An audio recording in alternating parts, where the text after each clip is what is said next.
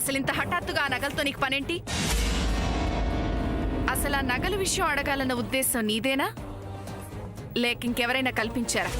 చెప్పాను కదత్త, పద్మ పెళ్లి దగ్గరలోనే ఉంది కదా. వసంత పంచమి రోజు ముహూర్తం బాగుందని, అదే రోజు చాలా మంచిదని మీరు పంతులు గారు ముహూర్తం కూడా పెట్టించారు కదా. అదే రోజు పద్మ పెళ్లి కూడా జరిపిద్దామని అన్నారుగా. అవును కదమ్మా. అది ఇప్పుడు కథ బాగా కనపడ్డది. మాటలోనే పంతులు గారు కూడా వచ్చేసారు.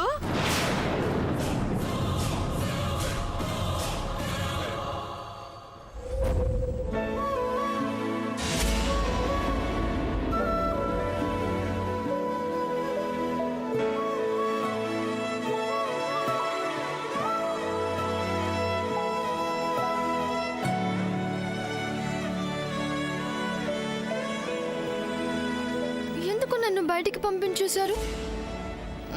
నేను కూడా ఇంటి మనిషినే కదా.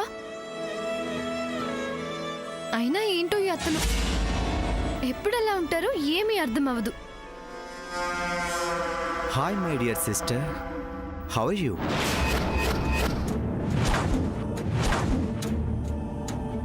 ఏంటి రూమ్లోంచి బయటకి ఎంటేశారా? అయ్యో, ఒక్క రూమ్లోంచి ఏంటి? త్వరలో నిన్ను ఈ ఇంటి నుంచే బయటికి పంపించేస్తాను, చూస్తూ ఉండు.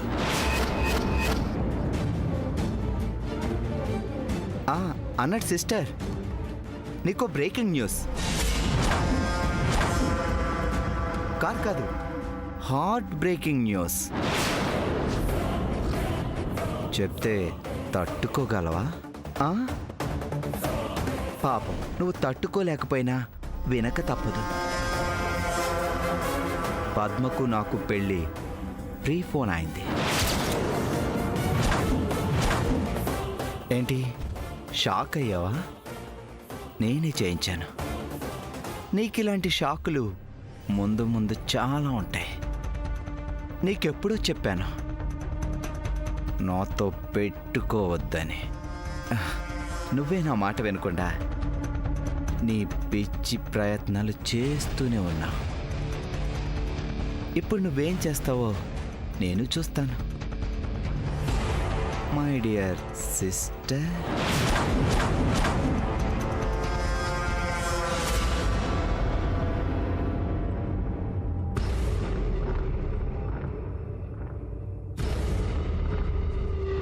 పంతులు గారు, మీరెందుకు వచ్చారు? నేనే ఫోన్ చేసి పిలిపించాను.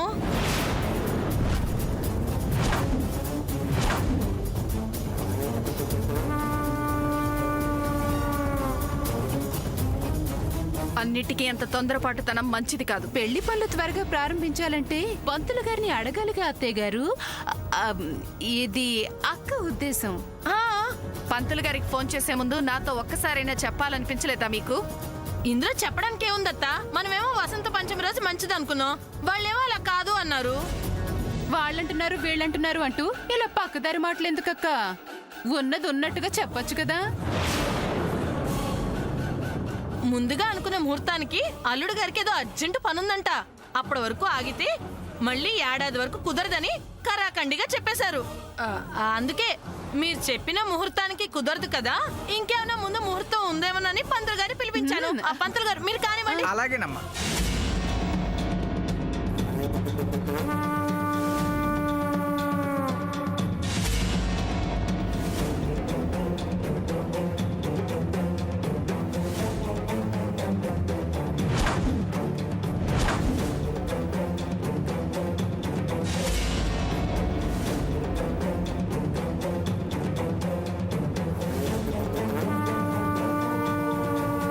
My dear brother, don't be overexcited.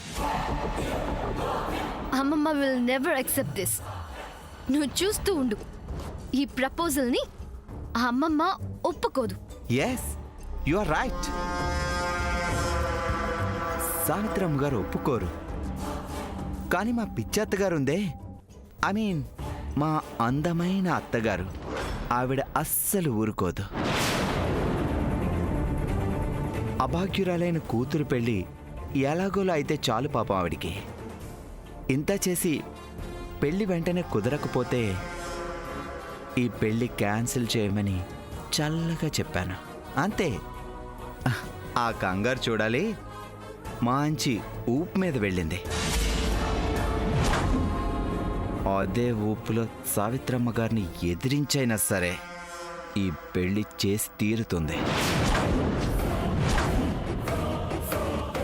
నువ్వు ఆ లవ్వర్ గాడు వచ్చి అక్షింతలు వేసి పప్పన్ను మెక్కి వెళ్ళండి, ఓకే?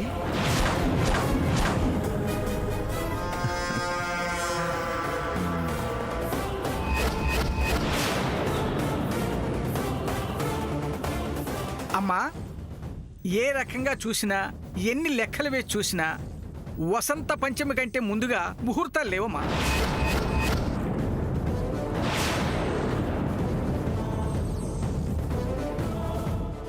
లేకపోవడం ఏంటి? సరిగ్గా చూడండి పంతులు గారు.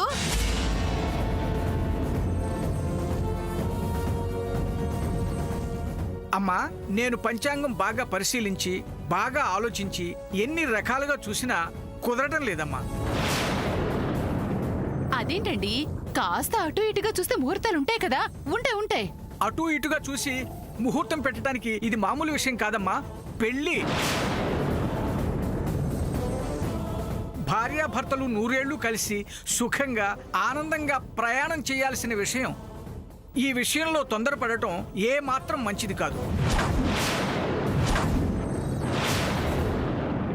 అంతేకాదమ్మా, అమ్మాయి జాతకానికి అబ్బాయి జాతకానికి ఏ ముహూర్తము ముడిపట్టలేదు.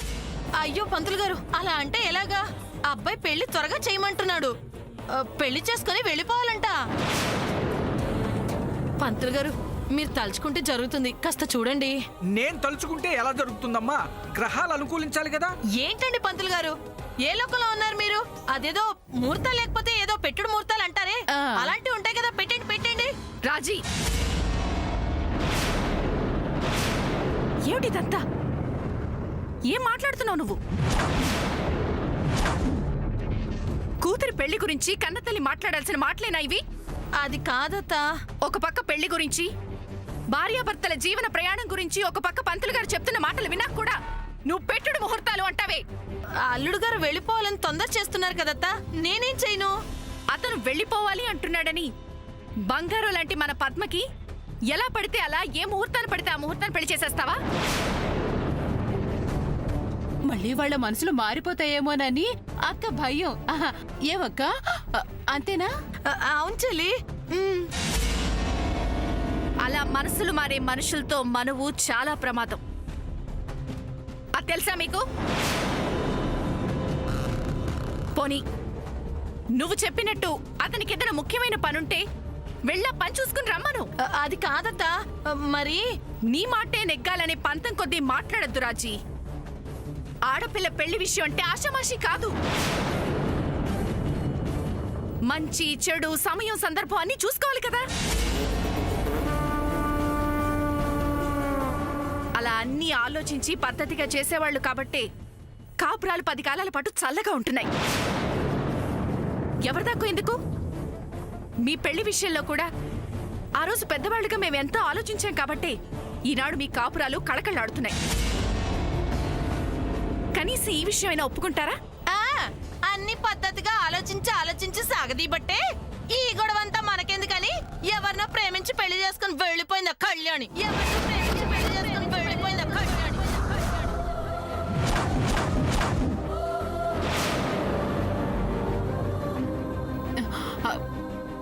అయ్యో అక్క, అయ్యో అనమాట అనేసనే. అంటే మిమ్మల్ని మీ పెద్దరికాన్ని తప్పు పట్టడం కాదతా. రేపు పద్మ తన పెళ్లి విషయంలో ఇలాంటిది ఏదైనా జరుగుతుందేమోనని ఏమైనా చేస్తే. చచ్చా, ఏంటక్క మాటలు? అలా చేయడానికి మన పద్మావతి ఏవైనా ఆ కళ్యాణియా ఏంటి?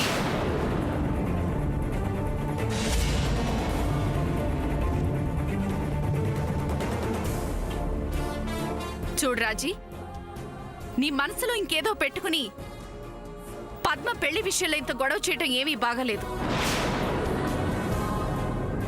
అసలు ఉన్నట్టుండి ఈ విషయం చర్చకి ఎందుకు వచ్చిందో నాకు బాగా తెలుసు. అంటే మేము మా నగల గురించి అడగడానికి వచ్చామని మీకు తెలుసా అత్తయ్య గారు? తప్పే ఉందక్క. అత్తయ్యకి తెలుసు అన్న తర్వాత ఇక దాపరకం దేనికి? అత్త, అవునత్త, కళ్యాణి నగలు కనిపించలేదో పోయాయో పక్కన పెడితే ముందు మా నగల సంగతి ఏంటో. ఆ,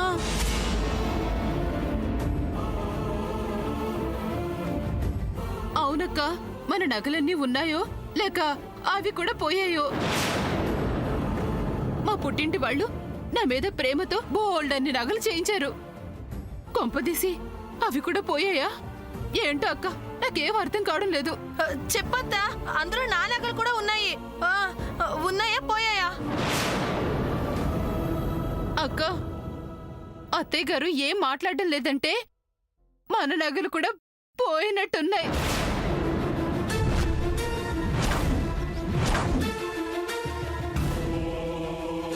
ఏమత్తా, నిజమేనా? మీ నగలు పోయాయని మీతో చెప్పానా? చెప్పండి, నేను మీతో చెప్పానా? అసలు అలాంటి ఆలోచన మీకు ఎందుకు వచ్చింది?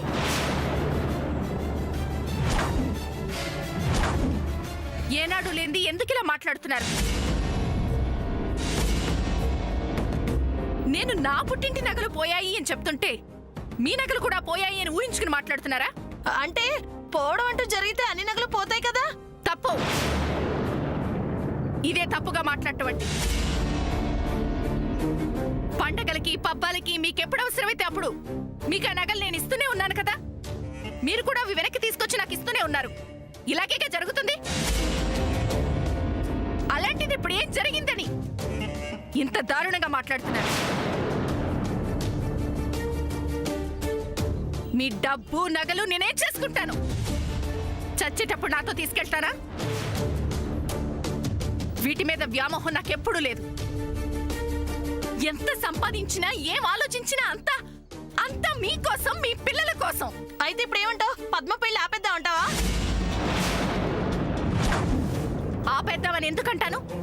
అతను పని పూర్తి చేసుకుని వచ్చేంత వరకు పెళ్లి వాయిదా వేద్దాం అంటున్నాను. ఏంటత్త, కోర్టులో కేసు వాయిదా వేసినట్టు పెళ్లి వాయిదా వేయటం ఏంటి? పెళ్లి గురించి ఒక మాట అనుకున్నాం కదా అత్తయ్య గారు. ఇలా హఠాత్తుగా వెనక్కి తగ్గితే మన భద్రపాటి కుటుంబానికి పెద్ద మచ్చే కూర్చుంటుంది. అదే కదా చెల్లి నేను అనేది. అంతకంటే ఏం కావాలి?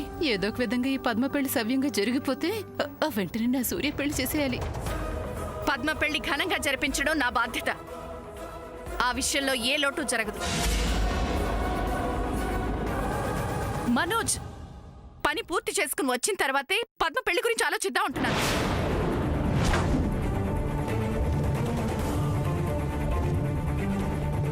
పంతులు గారు, అమ్మా, క్షమించండి. నమస్కారం, వస్తాను.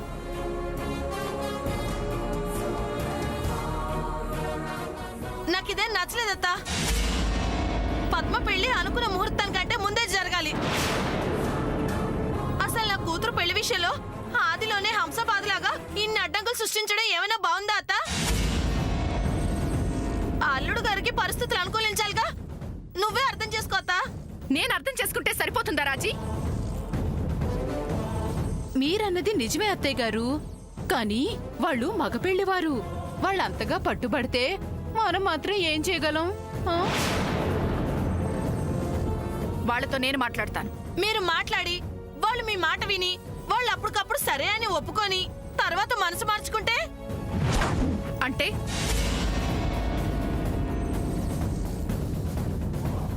ఈ సంబంధం వాళ్ళు వద్దనుకుంటారేమోనని అక్క ఆలోచన అత్తయ్య. అంతేనాక? అన్నీ మీకు మీరుగా ఊహించేసుకుంటే ఎట్లా? పీటల మీద పెళ్లిళ్ళే ఆగిపోతూ ఉంటాయి.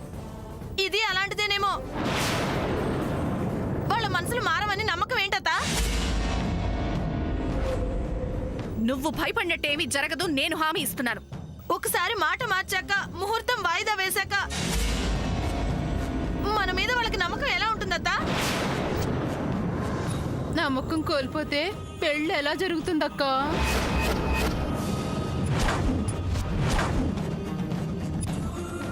అమ్మో, పద్మకి మళ్ళీ ఇంకో సంబంధం వెతుక్కోవడమే. దానికి నేనేమాత్రం ఒప్పుకోను. పద్మ పెళ్లి వసంత పంచమి కంటే ముందు జరగాల్సిందే. ఈ విషయంలో ఈ రాజీ పడే ప్రసక్తే లేదు. హా. అక్క, ఒకవేళ ఆ కళ్యాణి నగలు నిజంగానే పోయాయేమో. పోనీలేక్క, వదిలేరాదు. ఎలా పోతే నగలు? హా? ఇంట్లో ఎవరైనా దొంగలు పడ్డారా, లేకపోతే మన ఇంట్లోనే ఎవరైనా దొంగలున్నారా? అవునక్కో, నాకు అలాంటి ఆలోచనే రాలేదు. అయినా మన ఇంట్లో అలాంటి అవకాశమే లేదు. మన వాళ్ళెవరైనా అలాంటి పనులు చేస్తారా ఏంటి? మరి అలాంటప్పుడు ఆ నగలు ఎలా పోతాయి? రెక్కలొచ్చి ఎగిరిపోవడానికి అవేమి పక్షులు కాదు, నగలు. అయినా నాకు తెలియక అడుగుతాను, సరిగ్గా పద్మ పెళ్లి ఇంకొద్ది రోజులు ఉందనగా ఇప్పుడు నగలు కనబడటం లేదని చెప్పడంలో అర్థం ఏంటి, ఆంతర్యం ఏంటి? ఏంటక్క నువ్వనేది? అంటే ఇదంతా కావాలనే అత్తయ్య గారు చేస్తున్నారంటావా? కాకపోతే మరేంటి, చిన్న పూచుకు పుల్ల కనపడకపోతేనే ఏమైంది, ఎలా పోయింది అని ఆలోచిస్తూ ఉంటుంది అత్త. అలాంటిది వజ్రపాటి వారి ఇంట్లో నగలు కనిపించట్లేదంటే ఎంత కంగారు పడాలి? అవునక్క, నాకు ఆ ఆలోచనే రాలేదు. కంగారు లేదు సరికదా. ఇప్పటి వరకు ఆ విషయం బయట పడలేదంటే ఇందులో ఖచ్చితంగా ఏదో గూఢార్థం ఉంది. అది కూడా అత్తయ్య మనసుకే తెలియాలి. ఇంకేంటి తెలిసేది? అత్త మనసులో ఏముందో ఇంత వివరంగా తెలిసిన తర్వాత. ఆ నగలు తన కూతురు కళ్యాణి నగలు కదా, అందుకే ఈ నాంచుడు వ్యవహారం అంతా. కోడళ్ళు కూతుళ్ళలాగా ఎంత ప్రేమగా ఎంత ఆప్యాయంగా నడుచుకున్నా తల్లికి కూతుళ్లే ముఖ్యం చెల్లి. అలాంటి కూతురు నగలు కూతురుకో కూతురు పిల్లలకో ఇవ్వాలని ఏ తల్లైనా ఆరాట పడుతుంది. అత్త కూడా అంతే. ఓ అవునా అక్క? మన అత్తయ్య గారు కూడా అలాగే ఆలోచించారంటావా? అలా ఆలోచించబట్టే నగలు మనం వెతుకుతామన్నా కూడా ఆ బీరువా తాళాలు మనకి ఇవ్వటం లేదు అత్త. అవునా?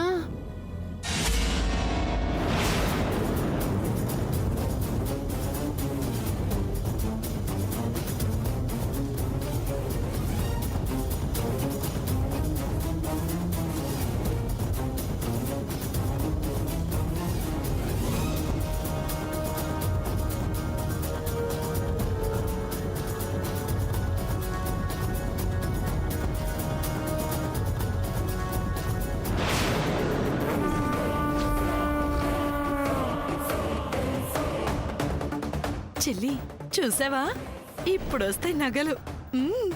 ఏ మాట కామట్టే చెప్పాలక్క. నీ బుర్ర మాత్రం పాదరసం అనుకో. ఈటెల్లాంటి మాటలతో అత్తయ్య గారి మనసు నొప్పించావు, నగలు రప్పిస్తున్నావు. అక్క మజాక.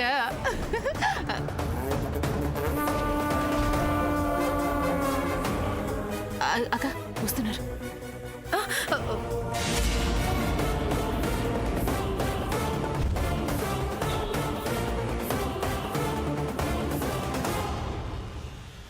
నా పెద్దరికాన్ని చిన్నది చేసి మాట్లాడుతున్న మీ చిన్నతనాన్ని చూసి నేను సిగ్గుపడుతున్నాను. నగలు కనిపించట్లేదని ఎన్నిసార్లు చెప్పినా అర్థం చేసుకోకుండా నన్ను ఒక నేరస్తురాలిగా చూస్తున్న మీ అవివేకానికి నేను చింతిస్తున్నాను. నగలు కనిపించట్లేదని నేనేదో కట్టుకథలు చెప్తున్నానని మీరు అనుకుంటున్నారు. అది నిజం కాదని నేనంటున్నాను.